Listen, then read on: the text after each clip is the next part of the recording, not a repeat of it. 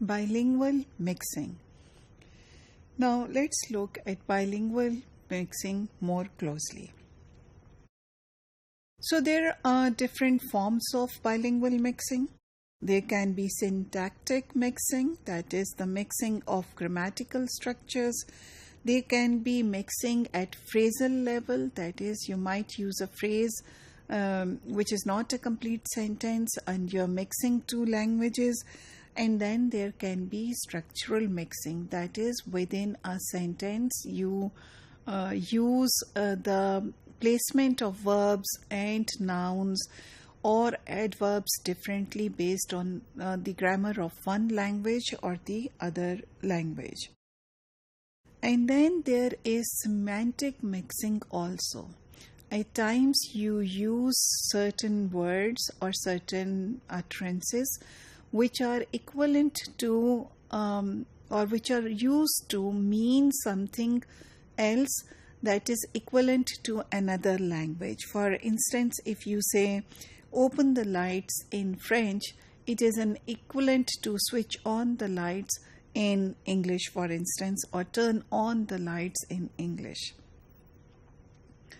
Similarly, another form of mixing or bilingual mixing can be pragmatic mixing. That is, you mix different languages so as to draw attention. If a child is talking, for instance, to a father, he or she does not pay much attention, then he does not pay. If he doesn't pay attention, if the child is bilingual, it is a possibility that he or she would use different combinations of the different languages he knows to draw that attention. And this is what we call pragmatic mixing.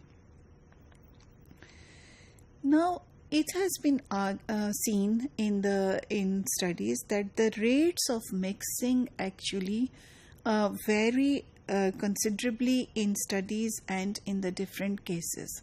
Now, what does this mean? This means that across different studies, the frequency of the code mixing or the frequency of switching from one language to the other has been recorded in a way that variety in the frequency has emerged. So in certain cases or in certain studies, you can find that the frequency of code mixing in children is very high, and while in the other studies, the frequency of the code mixing is quite low. So there we have this whole range of code mixing. And this poses problems at times when you're trying to come across or you're trying to formulate a single theoretical framework to understand the dynamics of language mixing by the child.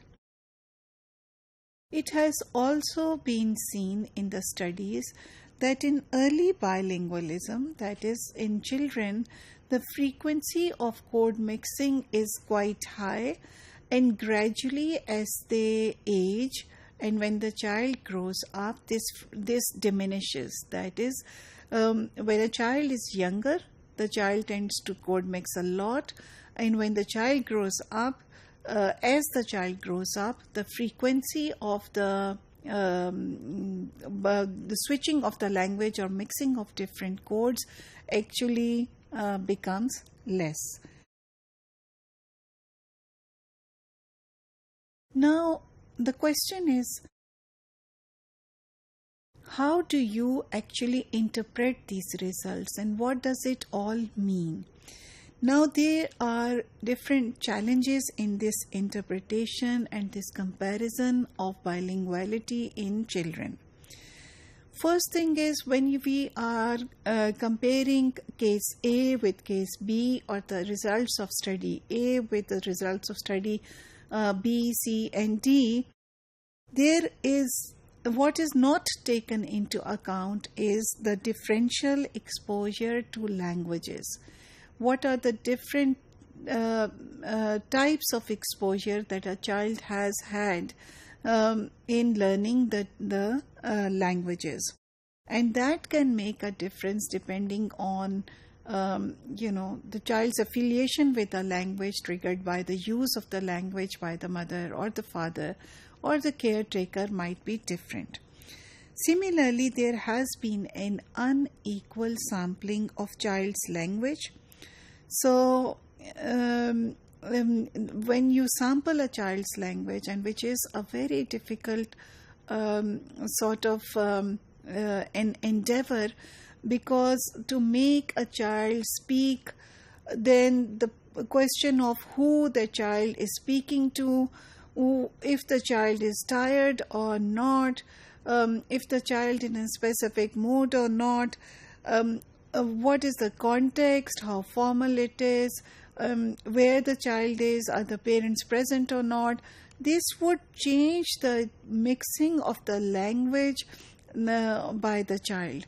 So the dynamics of this language mixing will change depending on the context, depending on the interlocutors. But when you sample, and when the studies have been sampling this language, then they don't take these things into consideration, leading to what Genies calls an unequaling sampling of the language. And then another challenge is that there is a lack of an acceptable metric or acceptable norm of language development, so that you can compare language development or compare the stages across which the language mixing is more frequent in relation to the other stages.